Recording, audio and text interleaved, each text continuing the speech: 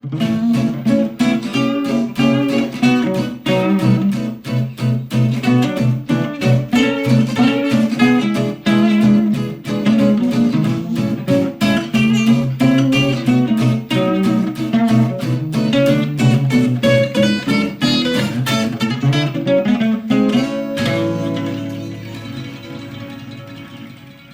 in today's episode, I'm going to be talking to Jonathan Howells. How are you? Yes. Good. All good. Good. Nick. Nice to chat to another human being outside of my household. Yeah, well, sort of, but we're still online. Anyway, my traditional first question, mate, is what do you do? I am a drummer and percussionist, of which I've been for probably professionally, probably since about the age of 19, and I'm 44 now, so about 25 years, which has seen quite a journey up to now. So I'm a drummer and percussionist. I drum live. I do session drumming. I used to teach for years and years and years, and that's where I met you, wasn't it, Vic? But the teaching side of it now has sort of finished, and I run a online drum session business where I record drums and percussion for a multitude of producers, composers, songwriters worldwide from my studio just through that door at the back there. Yeah. Man, it's grown quite a lot over the last 18 years. So that's what I do. Yeah, it's cool. So let's go back to the beginning then. When did you start getting involved, musically?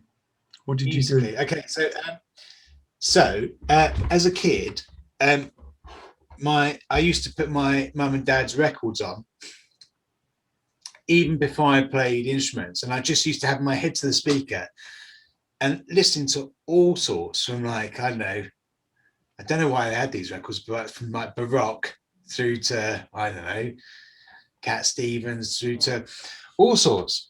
I don't know, even really small, I just loved the intricacy of what I was hearing. I didn't understand what I was hearing, but I just couldn't get enough of it. Then, probably around the age of when I was at primary school, around about the age of 7, I started trumpet lessons, which I had lessons, and I used to work. I was brought up in Bromley, and they had this amazing music system there called Bromley Borough Music Trust. Yes. Where you would learn your instrument and then go into brass bands or wind bands, etc. And you'd work your way up and get, I have to say, really, really good training, experience, and just getting used to playing in front of quite for my age, quite large crowds, Yeah. So I learned trumpet and did your typical grades, going through grades, and from the age of about 7 to 16. But there was a journey in between that where I have to say I did like the trumpet, and I love listening to my mates play in horn sections now, and when I listen to Tower of Power and bands like that, I'm like, wow, it's just unbelievable. But there was part of me that was wanting to rebel against the grades. It's so formulaic, which is a good thing because it gets you, it's a discipline. Yeah. But as a teenager, I wanted to be able to recreate all this music that I was hearing, I was listening to the Police. Well, I was listening to loads and loads of music. Police. I can't even think now. The whole spectrum as a kid. And this was a real pivotal moment, Vic. I was once on holiday. We used to go to Swanage on holiday quite a lot as kids, and there was this year where we went, and there was a kind of regatta week on where all these bands were playing on the front, and I used to literally religiously from the moment they were starting to set up. I used to like look at all the gear, look at them set up, look at the sound check, and go. And you know, it's like when you're a kid. I must admit, I still get like it now. You see all the gear. Oh man, that drummer uses Zildjian cymbals. He uses like really over, and then really all over those details. And then they start playing, and you can't help smile. You know. Yeah. So there was this funk band on. It must have been about a 15-piece funk band. Wow.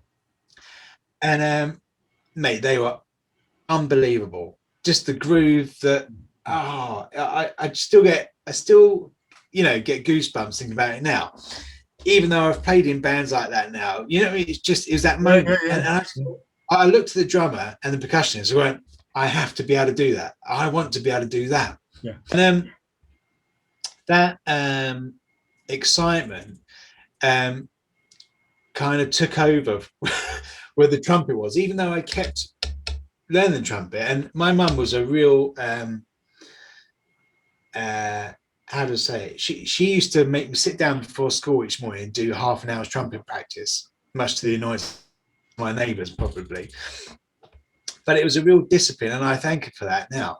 And so it meant I didn't have, Vic, we know it's like being peripatetic teachers. You know if a kid's blabbing or not, don't you? And you hear the excuses come out. And I really had an excuse, needed an excuse, because I actually did learn what I had to do the following day or for my next lesson. Anyway, the minute I got back from holiday, I was so inspired. I just, cliched, but got the wooden spoons and pots and pans out, and then gradually became obsessed with drums and percussion. I even made, because I didn't know, I even made my first drum kit. I bent I got this hardboard and bent it around into like a cylinder, put a skin on it, made a Lego hi-hat stand, and managed to get this. Mate, I was all over it. And that's I have to say. So how old are you at this point? Probably about 13, 12, 13, something like that. And we lived in, my mum and dad still live today, in a fairly small house with paper thin walls. And I have to take my hat off to my mum, because our neighbours must have given her hell. I mean, it's a sort of house where in my room, even if you walk, the floorboards creak, and you could probably hear that next door, let alone the air drumming or actually hitting something. So no, that was that's where the fire and passion really started, I think. Yeah. For me to play. I must say, with at least with guitar, you can be quite quiet. Learning to play the drums is a nightmare. And I got to tell you a story here. When I was at school, one of my best mates, when we all decided we wanted to play in a band, he was going to be the drummer, right? And this guy turned out to be amazing, but he was like Animal out of the Muppets, and he was quite known, Figgy Fox, his name was, his nickname. Anyway, he became quite well known as a drummer. He nearly got the job for AC/DC at one point. Oh wow! Yeah, no, he got to the last 4 in the audition. So he was obviously like really good going. Yeah. But he used to live on an estate, and you could literally hear him anywhere on the estate. Yeah, he was just like he was a monster player. And it didn't matter how much you tried to soundproof anything; it was just impossible. So anyway, hats off to your mum, I must say. Oh yeah, massively. Yeah, no. And do you know what? We got just that door there is the door to my studio, and my son Toby. How old is he? He's probably about 17. He's all his guitars behind, and he's a really good drummer. But he wakes up in the morning, he goes, "Morning, Dad." goes, I might go and have a drum. And like for me as a kid, to be able to go on a DW kit in a studio, it's really like, as I go, oh, this would be amazing. It's amazing, isn't it? Yeah, and I'm pleased he can do it, and I'm pleased he's got the opportunity. But mate, as a kid, that would have been crazy. No, it's like heaven, you know. Yeah, heaven. So I kept going back to my story. I kept on going with the trumpet, and I have to say that was my discipline, you know. And I was taught properly by my trumpet teacher. Whereas the drums, I kind of taught myself. So I didn't really have much of an idea about technique, or I just knew I had quite a good ear and I could read music. So I'd listen to what I heard on Fleetwood Mac albums or whatever, just try and analyze and replicate it and try and play it. So that was a really, Vic, if I'd have had YouTube when I was a kid. Now, this is something that keeps cropping up. I must say this. Yeah. Because I've interviewed John Etheridge made a comment about this, you know. I mean, he's like one of the great guitar players that we've produced, you know. Yeah. And it's a bit like, well, you know, when we started off, it was like, well, we only had this and we only had that. He said, but now I can get on YouTube and find out. There's some guy teaching me how Wes Montgomery did this, whatever it is, you know. It's incredible, you know. You think all these top players are using YouTube as well.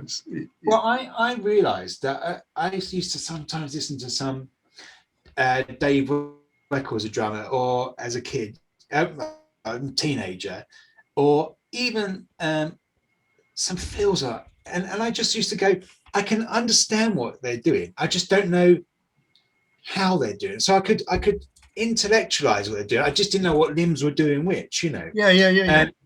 Oh God, if I could, if I had known. The interesting thing that came out of that, with that conversation with, and I've thought this anyway, but this sort of confirms it when you talk to people.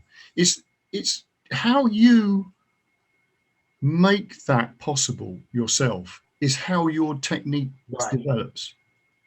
Yeah, and I think it's really interesting. It's not because somebody could go, yeah, this is how you do this, you know, whatever it's paradiddle, whatever, blah, you know, or whatever, you know, guitar. But because you do it and you sort of fail in a musical way, that's what makes your sound develop in a particular way. Yeah, no, I agree with that. I think it's an interesting thing, because we often think, oh, well, there's a right way and a wrong way. Well, perhaps, you know, maybe there isn't, you know. No, I agree. You know. Because I agree. You know, when I see you play, you look incredibly technical, you know. But to you, you probably think, oh, it's all over the place, you know. But you kind of, I suppose you get used to where you're at, you know, in your own head, like any artist or artists across the board. You know, you get used to where you're at. But for us guys and girls, there's always room for improvement, isn't there? Yeah. And that's clear to the individual, maybe not to the audience, which is a good thing. Yeah, it is a good thing. It's all smoke and mirrors, as I say. Yeah, all smoke and mirrors. Yeah, that's right. It's good. So you got the trumpet thing going, and that gives you the discipline, as you say. But your drums are developing as your project, you know. Yeah, it's turned into my passion. Yeah. So did it carry on like that, or did you then start having a couple of lessons? No, I didn't. So I'll come to this later on. I didn't have any lessons on the drums whatsoever. I used to watch. I used to watch loads of concerts on VHS on my videos, like Prince's Trust concerts, or I don't know, little interlude here. Yeah. So a good friend of mine is a guy called Gary Barnacle, a sax player. Yeah. Who basically has played on, apart from Baker Street or Careless Whisper. He's played on everything else. Yeah. Anyway, as a kid, and this is coming back to the gear side of it. Sorry if I go off on a tangent. No, it's good. We love this. He was sitting on this chair here, right? And he goes, "Hey, John, that trumpet over there, and I'll just grab it. 2 seconds.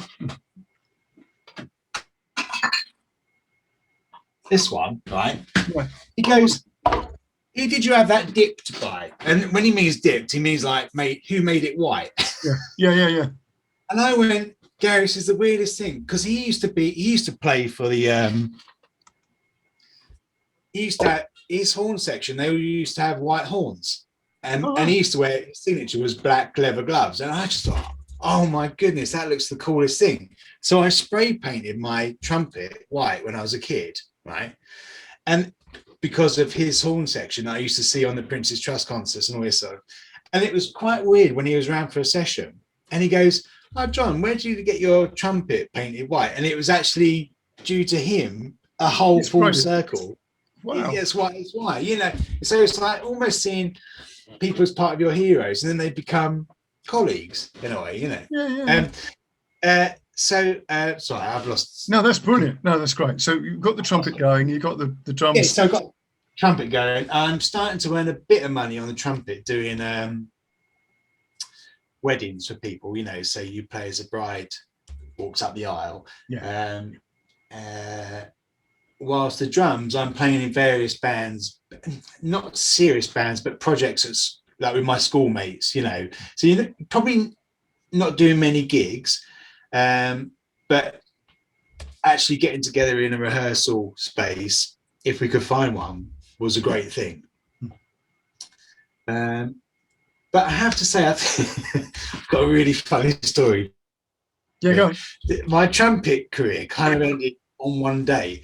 And this is what I love about drums. And I chat to my trumpet player friends in bands. And what I love about drums, and you're probably saying with guitar, for any reason you're nervous, if I hit a drum, the note still comes out. Yeah. You know, on guitar, on trumpet, maybe sometimes not the case. And I was at this wedding where I had to play this trumpet voluntary. It was, March.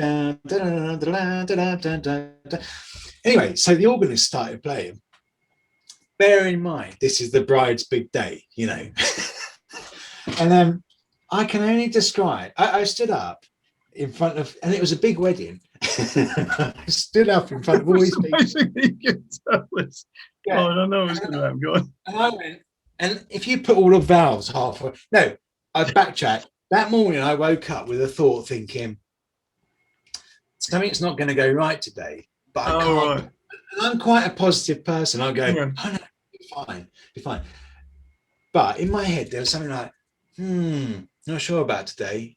Obviously, it will go fine because this is what I do and I've been doing it for years. I stood up as the organist went like that, and I made this hoarse noise like that out of my trumpet, and everyone looked round. I made that hoarse noise about 5 more times and just sat down as the bride came to her husband to be, and then had to sit in front of everyone for the whole service, and then left without getting paid. Oh, crikey! Oh my God, it was awful. I mean, I felt desperately sorry for her and me. Yeah, it's amazing that you could tell that story. Oh, mate. Yeah, but that really secured the fact that you were going to focus on drums.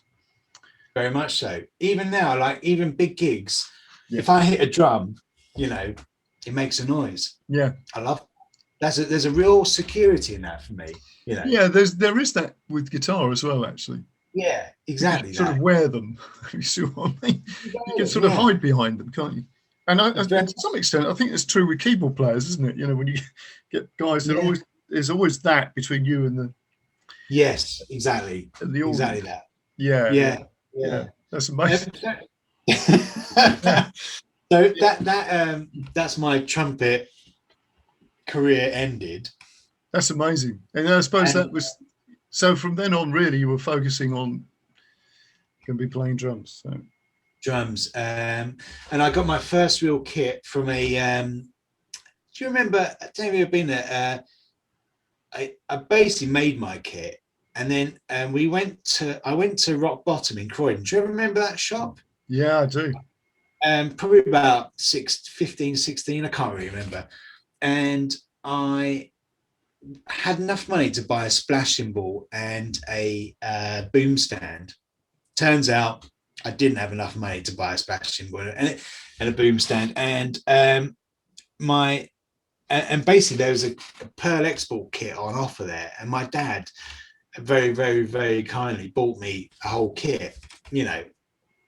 And I have to say, from then on, I was rocking.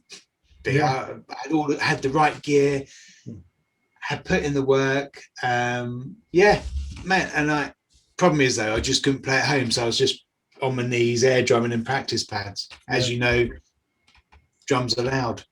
Yeah. So that's amazing, isn't it? So so when do you start? You know, what's the first thing where you start to go, right, this is it? So I've had a bit of a detour, right?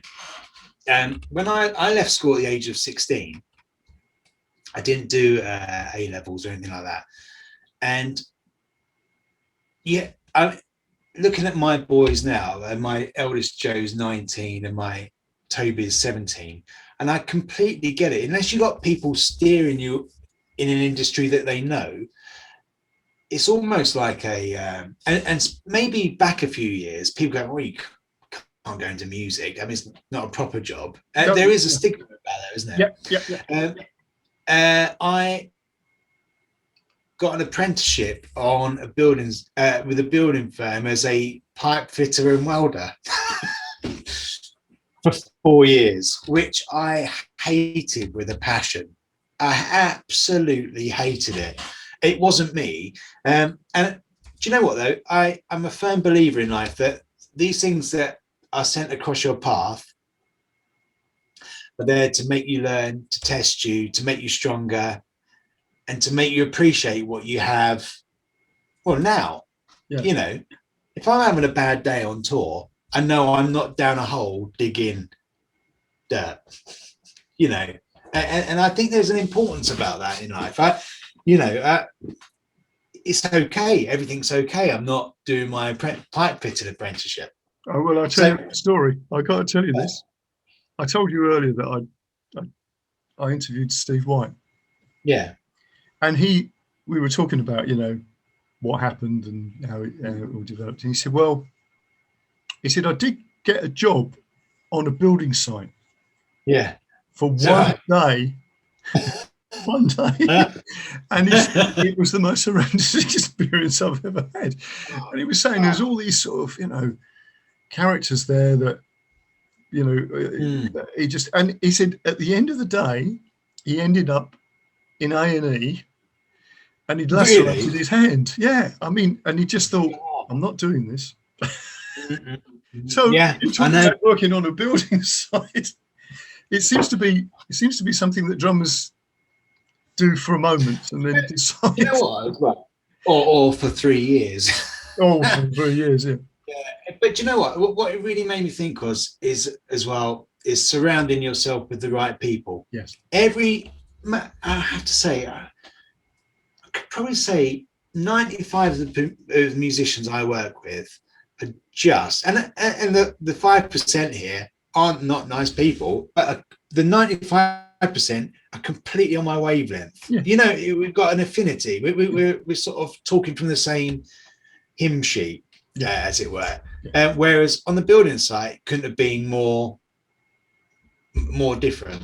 So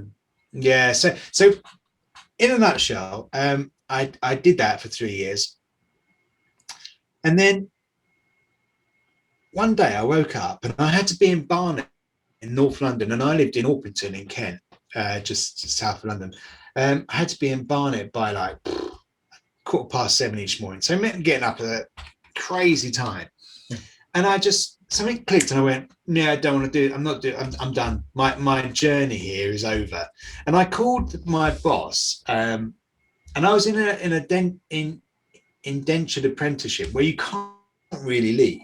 And I said, and I think the company were going through a little bit of trouble at the time. And I said, I can't do this anymore. I'm done. And he went, yeah, okay, John, pick up your tools and we'll call it quits. So I suddenly went, oh my goodness, this is like my path to freedom. Anyway, what I'd been looking at, and I have to say, my mum had been looking at it as well, was this drum college in West London called Drum Tech. Yeah. Yeah.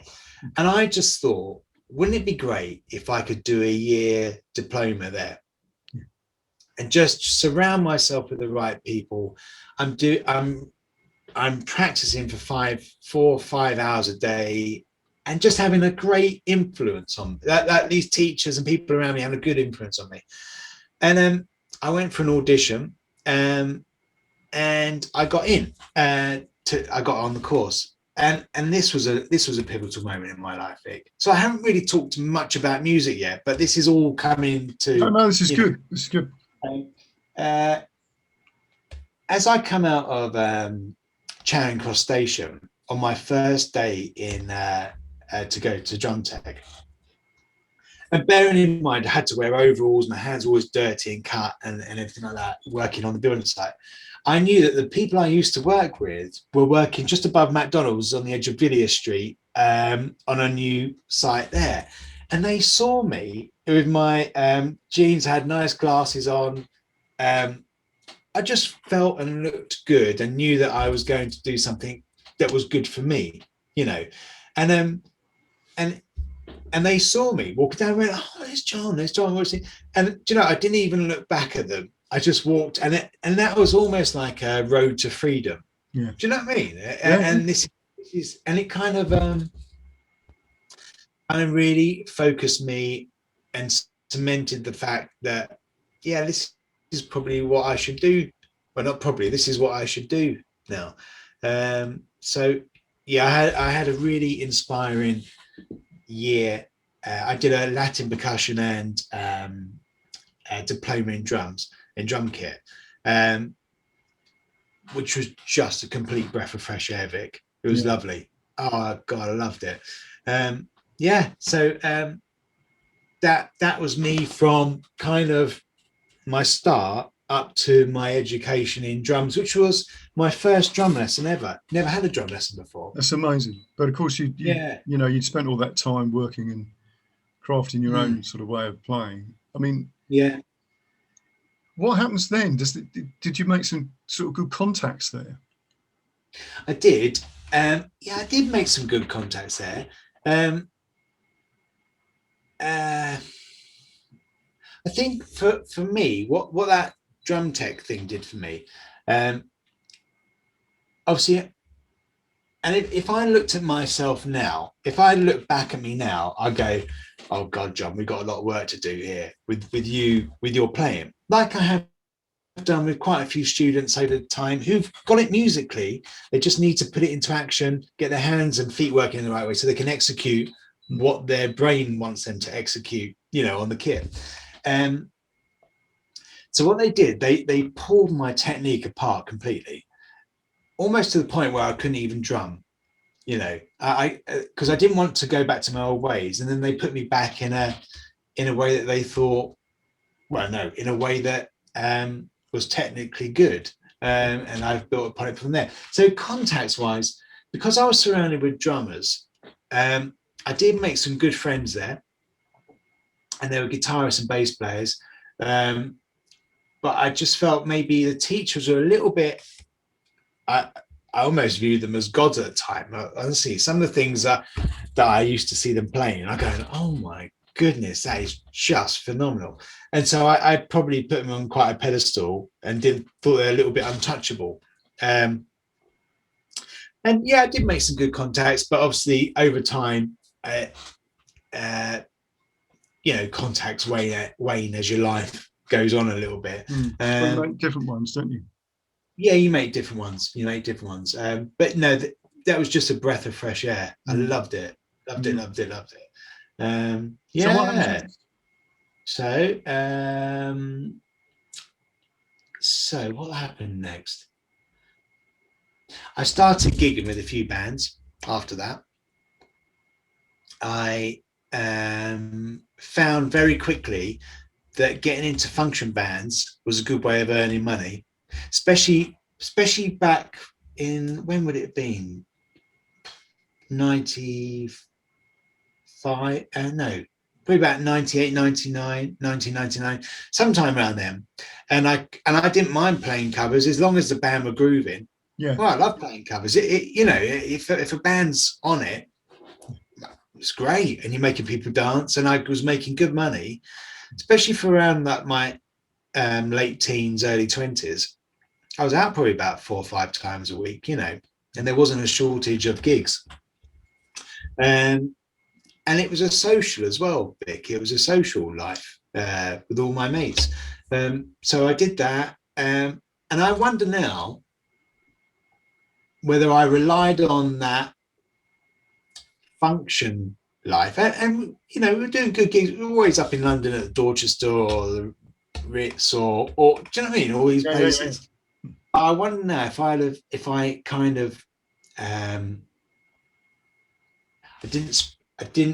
I relied on something that was safe, and I had a lovely family, my lovely wife Jess and little kids on the way, or my 2 sons either being born. It was around that sort of time, Yeah. And so you cling on to security and you do. Foundation. And there was one thing in my brain when I was at Drum Tech. I thought if ever and this was probably I was probably thinking this way too early in life, but I was thinking, I want to be a musician, but is that a safe job to have a family with? Yeah. Or if that happens, which kind of bothered me a bit. And so finding this function work where you're earning, even back in the 90s, like 200 quid a night, was great. But some of my other friends in my school, in my secondary school, is full of some really talented musicians. Like one of my friends there, Jim Corrie, sort of plays with Jamiroquai, and a few others play with different people. And it was quite a blessed kind of class, at school, and we kind of fed each other. But I kind of relied on that. And for probably about, I don't know, 10 years, I was doing function gigs and maybe the odd originals project and teaching. So you got teaching in schools. You got involved in teaching? Yeah, I did, yeah. Reason being, I always maintain the fact that if you've got a good student who laps it up, I can't get enough of it. I'm like, and I want to impart knowledge, I want to, it was always a point where you go, oh my goodness, it's half an hour gone already. I need to teach, I need to give him more for the week, because what I've given him there and I've crammed a load isn't enough.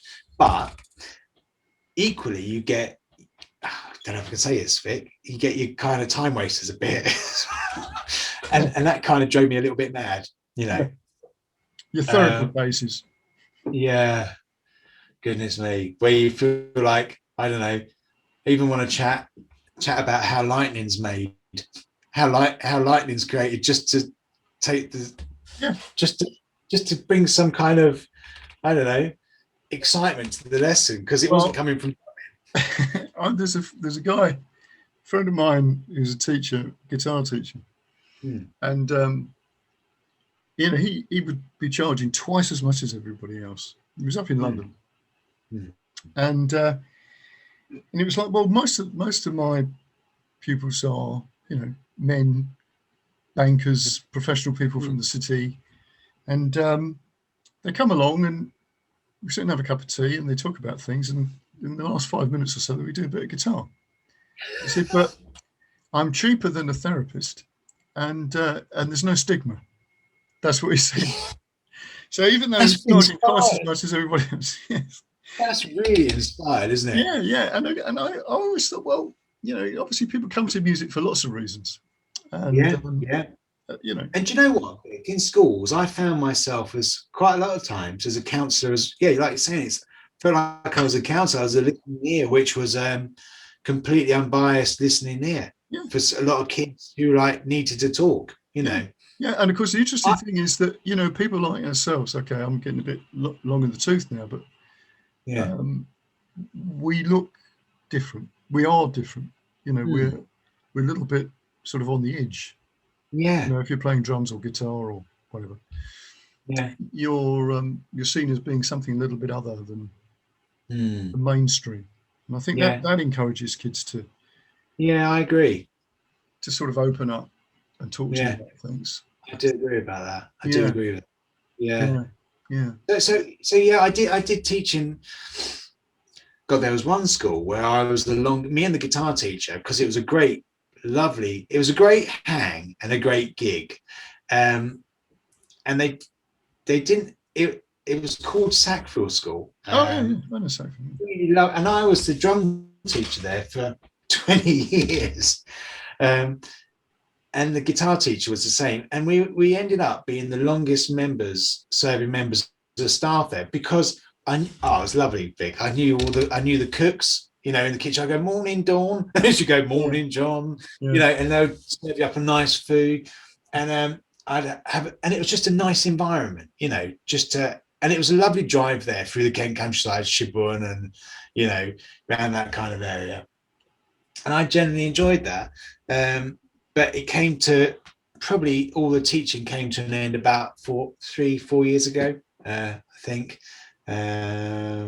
just to other playing commitments, which I'm happy to talk about. Yeah. Because I'm particularly interested in this because when you first started this idea of drumming and contacting people online and sending drum tracks and stuff like that, that was really different. You seem to be so far ahead of the curve on this one, because you were telling me how you use LinkedIn, and I was like, okay, I was completely behind this. And so tell us what you do. Yeah, it's great. Yeah, I was a bit of a technophobe, really, growing up. I used to work. So when I left Drum Tech, I contacted a load of studios. I was quite aware that you don't get a 9-to-5 job drumming unless you're in the West End, which is not 9 to 5, but it's regular. And so I contacted loads of studios to see if I could be their house drummer, of which one studio, a guy called Neil Kavanagh, used to run a studio called The Old Barn, or The Barn in Tunbridge. After a bit, he said, John, my session house drummer's left, he's moved country. Could you do it? And I have to say, that was my apprenticeship in session drumming. And it'd be quite a busy studio. I'd probably be doing about 4 albums a month there, so probably there a couple of days a week. And recording on ADAT, so none of this Pro Tools that you had to, there was no edits afterwards. Dropping in you could do. No edits. You had to play it right, which shouldn't even be a question, but it is these days, because people in Pro Tools can nudge a snare drum or, So that was brilliant. And I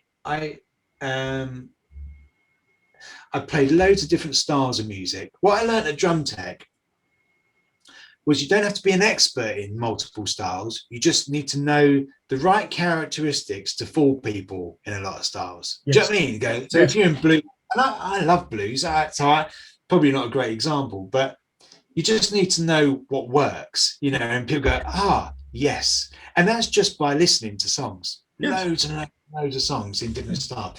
So I kind of cut my teeth really at his studio. And through playing in bands, I'd have different friends who go, oh, John, could you do such and such album?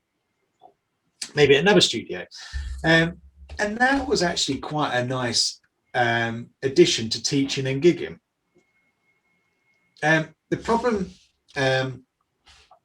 with my career happened around, and I started what I'm about to say with this online thing. I started before what happened now, but the 2008 crash happened, financial crash, and my gigs just went to the wall, and I was the only one working in the household. And I was just phoning all my friends and band members, etc., going, have you got this gig? Have you got a gig? And I thought, I need to be in control of my own financial destiny, I suppose, or in control of my workflow. And so in 2003, when my youngest was born, I didn't have the money to do so at the time. But Jess, my wife, is just brilliant. She go, John, if you need to do it, do it. You know what I mean? She's a visionary yeah. I mean, if I ever need to buy a new bit of gear, she was always, of course you. This is your job, John. You need to buy. Where if I was maybe hanging back, going, "Oh, should I buy it or not?" You know, it's your job. You got to do it.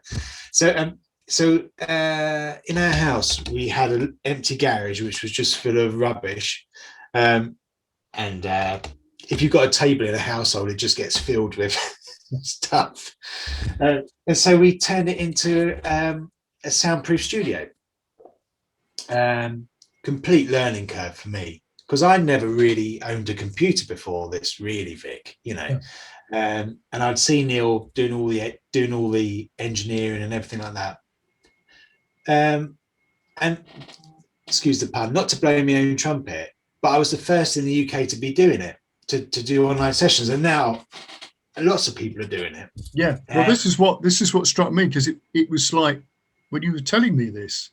Yeah, I was really blown away with it. Because it's like, it took me a while to get my head around what you were telling me.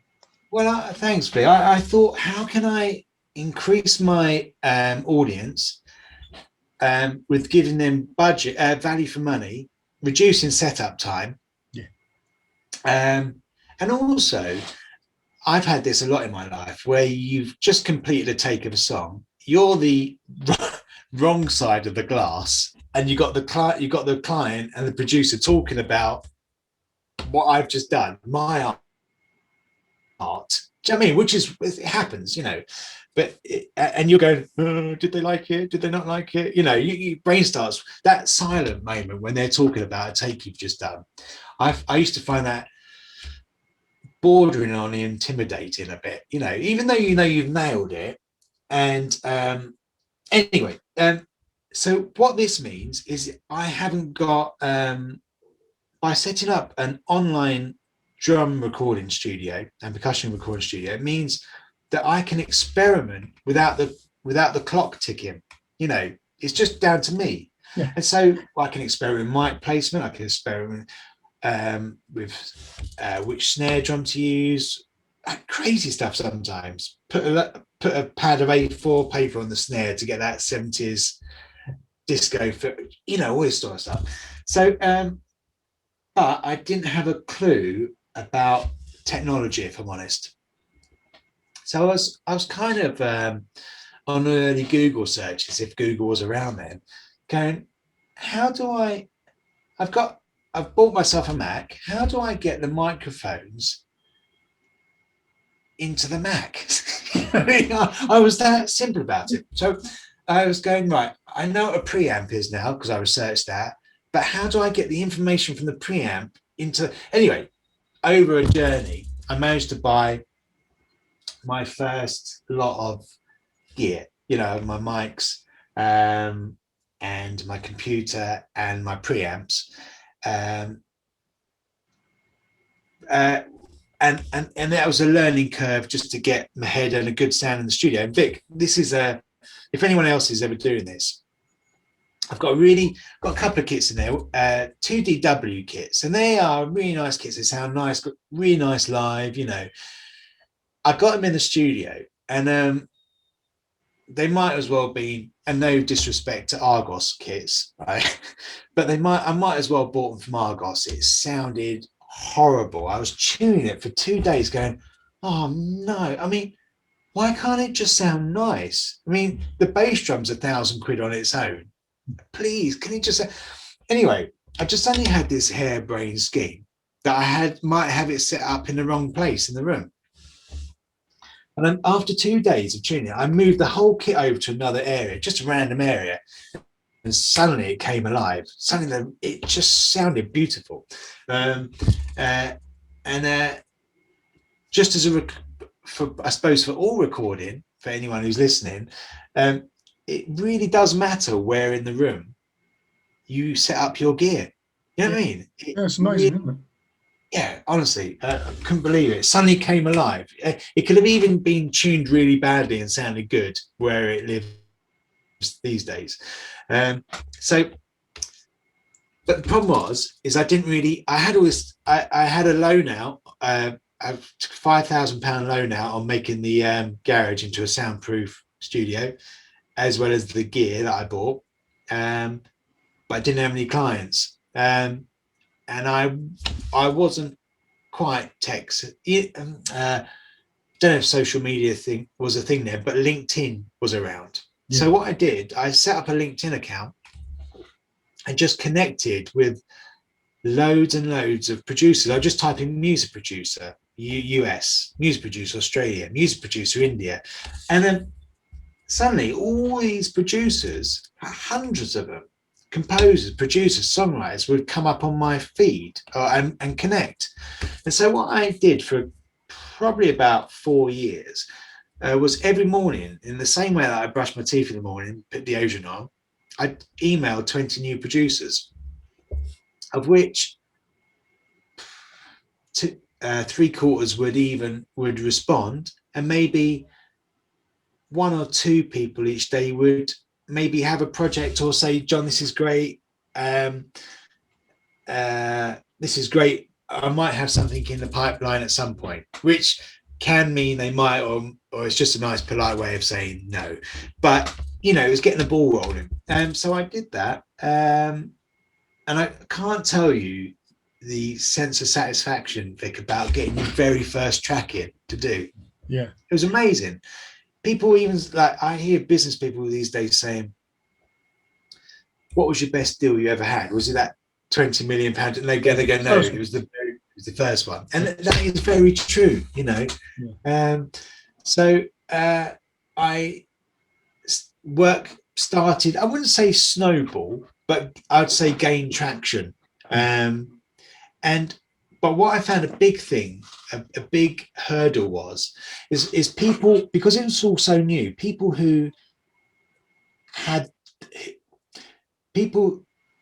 only thought the only way they thought it could be done was in a commercial studio where they were there, set up by an engineer, recorded by an engineer with a producer there, the way it's been done always. So you had to try and re-educate them and gain their trust that this actually does work as well, which gradually happened.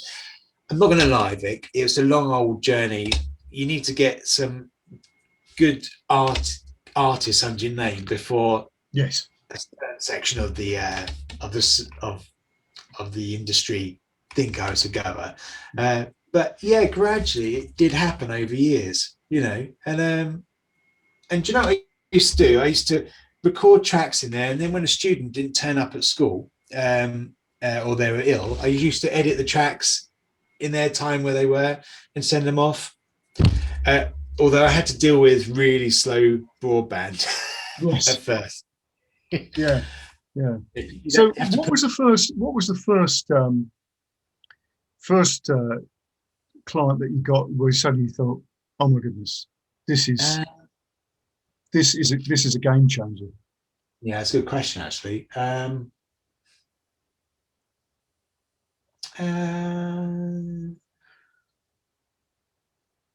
think it would have been a library company like BMG or Universal, where you suddenly think, oh, it's an actual name, and everyone's heard of EMI, music production. I think it was probably one of those guys who got on board quite early on.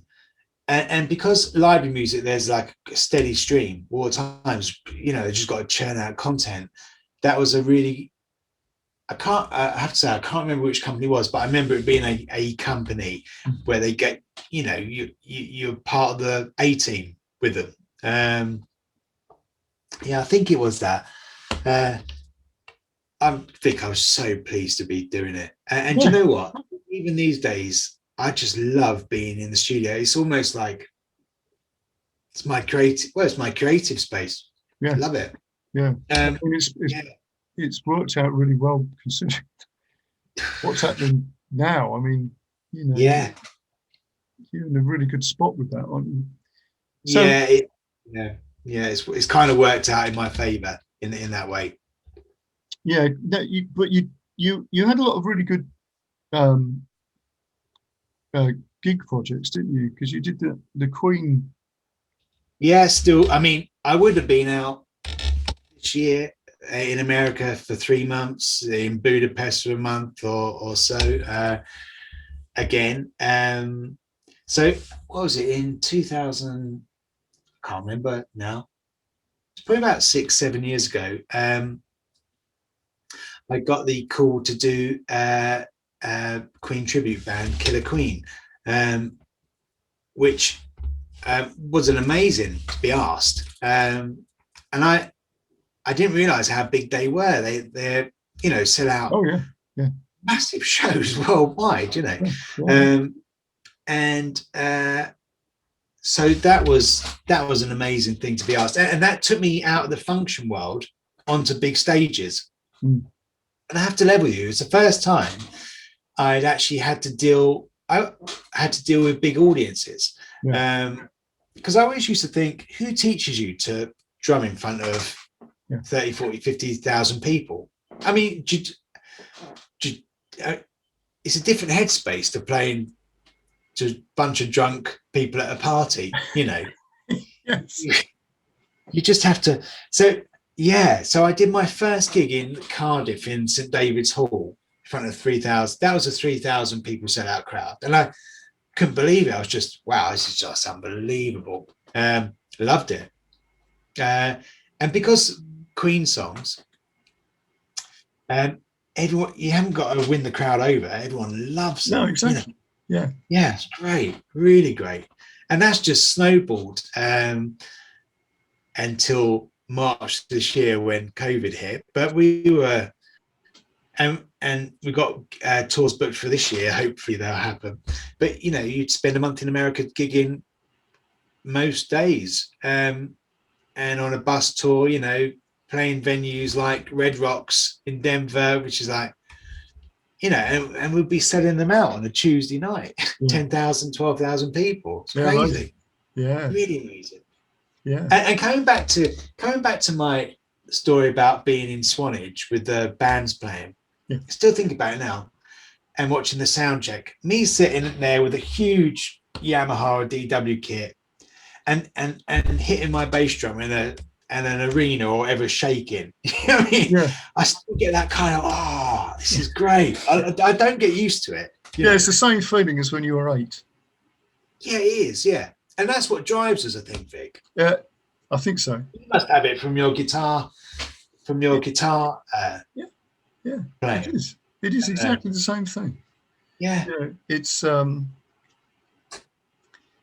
thing where there's a sort of a mystery to it all, and the enthusiasm, and it's like it takes you back to, well, you don't age, do you, with it? So, no. It does keep you young in the brain, doesn't it? I hope so. I think so. You mean, sort of naive, you mean? And Probably. Yeah. So you've had some really good, interesting sort of recording projects, haven't you, recently? Because you've done was it the Serpent? Yeah, I did a couple of cues on the Serpent. One thing I love is contacting TV and film composers. At the end of TV programs, I look on, like, who composed this, and they get in touch. And there's a guy, London-based composer, Dominic Shearer, who's done loads of stuff. A really talented guy, and I was very privileged when he called me right at the beginning of lockdown, actually, saying, got a couple of cues, short pieces to play, to record for that project, and that was lovely to see it. At the time, you just think it's another session in, but it's nice to see it all plastered over the BBC and soon to be Netflix soon. And once you get, it's like I was saying, once you win over one big name, some other big names want to hop on, One really cool thing he did, a lovely friend of mine, Mike Crook, he's a composer. He lives in New York now. He used to live in Croydon over. and me and him, we thought, should we go to LA and just try and connect with people? And I went, yeah. And I'd never been to Los Angeles. We got there, staying at this lovely little Airbnb near Venice Beach. It was just magical. And but I got there on the first day. I went, oh no, I haven't really. I was so thinking about getting here, I haven't actually really contacted anyone. So that was the whole point of coming, apart from having a nice time as well. So I'm a bit of an email warrior. I emailed about 300 people over a few cups of tea that morning. And you realise how densely populated somewhere like that is with the right kind of people that you need to get to know. Yeah. And as the couple of days went on, I was there for a week. People started replying, oh, we'd love to hook up with you guys, because Mike was a composer and wondering whether to move to LA or stay in New York, just sort of weighing it up. And this is one thing I wish I could do more. It's so important to actually meet up with people and be in their presence, so you can sort of, I don't know, there's a connection there that sometimes just an email and that's it, apart from a Zoom. It's a lovely thing doing a Zoom like this. But when it's just the written word, sometimes there's a connection that meeting up with people really makes a difference. We went to loads of offices like BMG office, Disney office, and that trip has been paid for time and time over in just meeting up at pubs or bars with quite well-known composers, and doing something like that. It was a bit of a risk at the time because I was like, obviously it's nice to go to Los Angeles, but you have to, in your back of your head, I have to kind of make this work. But yeah, that was a really good thing. And quite a few projects have come out of just that one trip. So I need to do more of that kind of thing once all this is over. Yes. Yeah. A future project. That's brilliant. So and coming back, what I started to branch out into, as opposed to just kit, was like loads and loads of percussion as well. So I got orchestral percussion, Latin, African, and you realize that the film people really lap this up. If someone could go to bed in Los Angeles, give you an email with a brief and know that it's being recorded as they sleep, whilst I'm awake, due to the timelines, and they wake up with a fairly reasonable first draft in their inbox, that's quite good use of them, as opposed to having to hire a studio and everything. But, I managed to do quite a few Disney films and other films like that, where the percussion's just through that room there, It's amazing. Yeah. So there you go. Yeah, well, that is absolutely wonderful. It's so it's so good to catch up with you as well. Oh, you too, Vic. It's been a while, hasn't it, since we've it has been a while. Yeah, it has been a while. We actually have to do a beer once this is over. Yes. We're out of house arrest. Exactly. Yeah. Out of house arrest. Yeah. I don't know if I've covered most of what you want. Yeah, no, that's brilliant, because I think I've in the back of my mind with all this thing, because it's about sort of creativity and what creative people do and how they think, and you've always fascinated me about how you've approached things, because there was a couple of other things you didn't talk about. I know that you used to work with a DJ and drums and a DJ or something. And you always had an interesting way of approaching stuff that I thought, well, this is what we need, particularly now. Yeah, I know. We need to be able to sort of take a left field view of things and look at where things are going, and thinking outside the box a bit. Yeah, I've got one more big story that go on then. When I say big, it is big. It's not necessarily long, but how does this work out? So how when you do a gig and you're depping for someone, people might go, oh, they lodge your name, you exchange phone numbers, blah blah blah. But this happened on a gig that I did, which resulted in a phone call one day as I was walking around my kids saying, John, it's Chad. Do you fancy doing a gig on top of Kilimanjaro, the highest powered gig in the world? So I went, yeah, that'd be great. I'd love to. So what it was for charity. This charity called Smile Train, where they help kids with the cleft palate lip in third world countries. And so we managed to raise a load of money by doing the highest powered rock gig in the world, right? So Jess, my wife, was on board. She project managed the whole thing, even down to her land. I mean, we had to. I was Mr. Endorsement. Every company wanted to be on this, So the house looked like a music shop for a while. Fender, Zildjian. I mean, Roland. Everyone was sending us stuff, and it was amazing because they wanted to be part of this highest gig in the world. So we flew to Africa with all the gear. Jess, my wife, we managed to package up all this gear in this huge, kind of like in Indiana Jones, the Ark of the Covenant, in that wooden box thing at the end. It was like that. We got it in our van, and Jess drove it to Heathrow to be sent off there, and we met it in the little village near Kilimanjaro.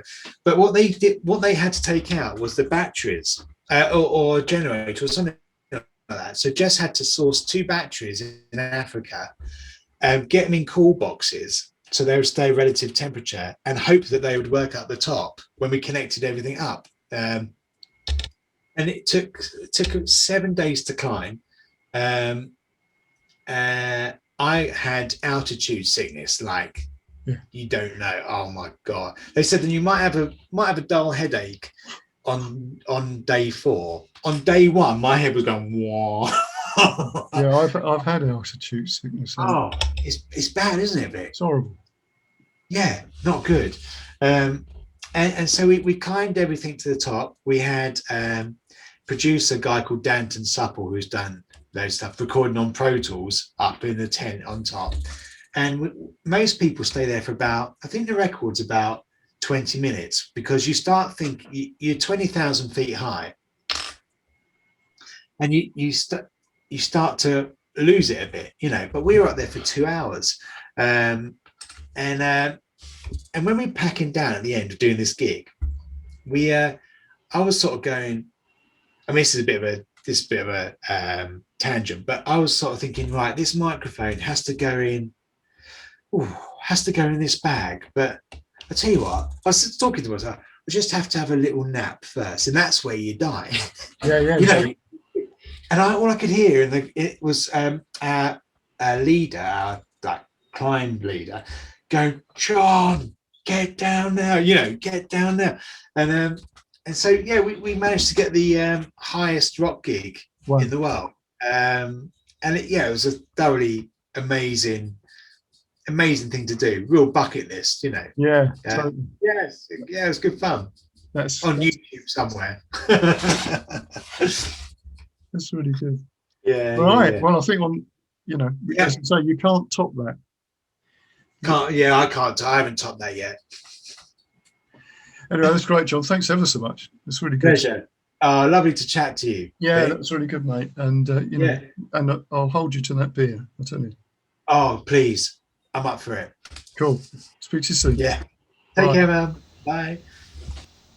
So what I found so interesting in that interview, obviously I've known Jon for quite some time, is his ability to see opportunity in things which most people miss.